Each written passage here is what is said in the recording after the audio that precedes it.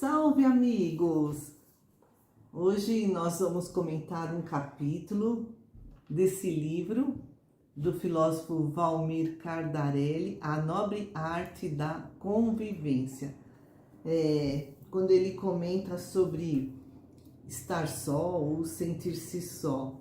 Então ele faz umas considerações que para algumas pessoas é horrível estar sozinho, chega a ser assustador.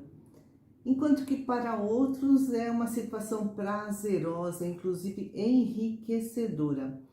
E o Valmir fala que a nossa vida está cada vez mais particularizada. A gente não visita mais os parentes como antigamente, não conhece, né, na maioria das vezes, os vizinhos de porta, em casos de apartamento inclusive, não conhece muito bem os colegas de trabalho. Cada dia mais as pessoas estão morando sozinhas e, ao mesmo tempo, diz ele, que ultrapassamos todos os índices demográficos, estamos cada vez mais individualistas. O que você tem a comentar sobre isso? Então, para não ser tão individualista assim na exposição, em termos não só psicológicos, que a Beth tem muito a contribuir devido aos seus estudos, mas em termos sociológicos, e a filosofia une a parte psicológica e sociológica, é o seguinte: as sociedades antigas, elas se juntavam em grupos, começaram a se juntar em grupos por necessidade de sobrevivência biológica. Ao início da espécie hominal e outras espécies também. Antes do sedentarismo agrícola. E formaram-se grupos. E esses grupos acabaram se dividindo em dois: os sedentários e os não sedentários. Os não sedentários são as tribos nômades. E as tribos nômades, elas têm momentos culturais onde elas são mais... elas provêm mais as sociedades agrárias, com comércio, e ao mesmo tempo, se elas se sentem ameaçadas, nos termos de psicologia social, elas começam a agir de modo através de pilhagem, por exemplo. Uma forma dela se sustentar, e se não consegue ter o que ela precisa das sociedades agrárias, ela vai e rompe em uma fúria momentânea para conseguir aquilo que é necessário, como no caso das estepes nômades dos antigos mongóis, por exemplo, e de outros povos da Ásia Central, assim como os tuaregues na África, principalmente na região do Saara, e algumas tribos indígenas também aqui na América Latina. Então a sociedade, ela se formou através de grupos, e o conjunto desses grupos ao pouco se estruturou em sociedades maiores, com a relação desses grupos, depois formando as primeiras cidades-estados, que é um grupo de grupos, e mais tarde os países, isso ao longo da história política. Só que tinha um paradigma, que é o paradigma social e cultural. Com esse individualismo que nós estamos vivendo ultimamente, há uma ruptura da ideologia dominante, através da tecnologia, através da contracultura, através da política, e a reafirmação do neonomadismo cultural, que são essas gangues nova-iorquinas, são essas máfias, como a máfia italiana, a máfia russa, japonesa, a tríade de Hong Kong. São esses grupos que estão à margem do senso comum e funcionam como grupos nômades, nômades no sentido político e cultural, porque ao mesmo tempo a máfia italiana esteve na Itália, ao mesmo tempo esteve nos Estados Unidos, principalmente mais forte com Al Capone no início do século XX, com com a crise de 29, a lei seca, a máfia russa, depois se expandiu com a queda do Império Russo e com a vinda da União Soviética, se expandiu pelo mundo, principalmente leste europeu. A máfia japonesa também se expandiu, principalmente depois da Segunda Guerra Mundial, como uma forma de reação da sociedade japonesa. Então, hoje, esse individualismo é protótipo dessas integrações e desintegrações culturais que foi criando, e desses grupos, por exemplo, dos grupos jovens, punks, skinheads, as Panteras Negras, no caso dos Estados Unidos, em grupos que buscam novas formações culturais, ou seja, que busca dentro da situação estéril de uma cultura dominante, superficial, do imediatismo, do consumo, buscam identidade. E esse individualismo, na verdade, ao mesmo tempo a saída de um ambiente cultural, e ao mesmo tempo a busca por outros ambientes culturais.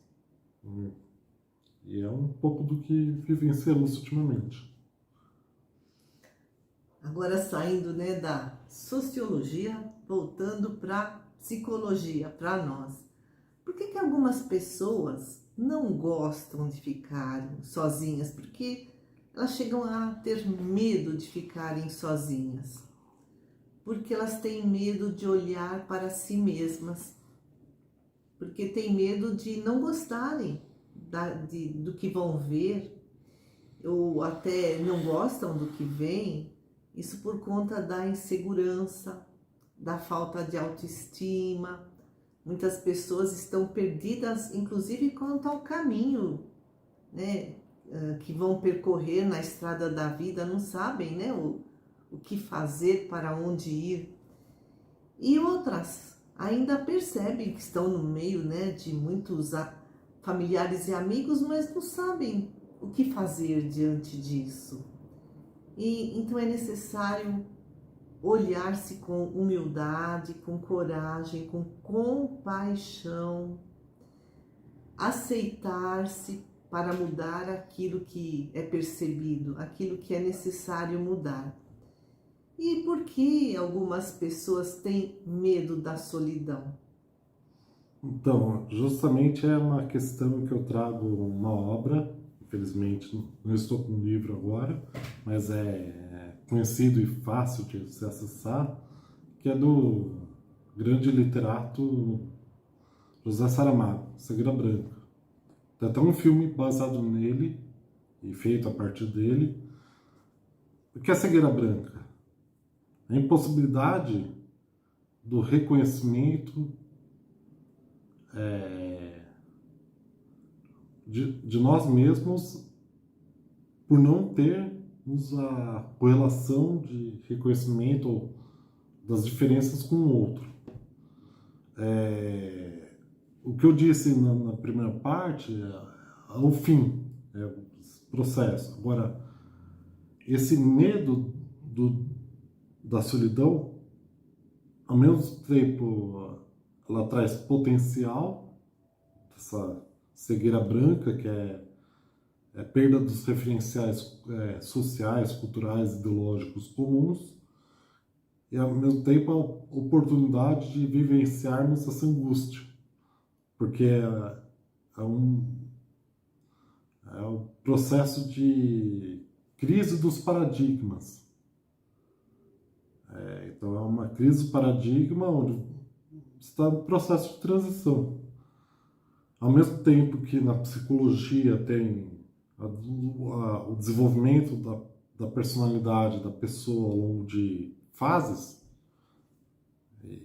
como Rudolf Steiner traz através de 7 anos, nós vivenciamos uma uma crise pessoal em termos de valores, em termos de identidade, em termos de objetivos, que é mais biológico, natural possível e compreensível culturalmente,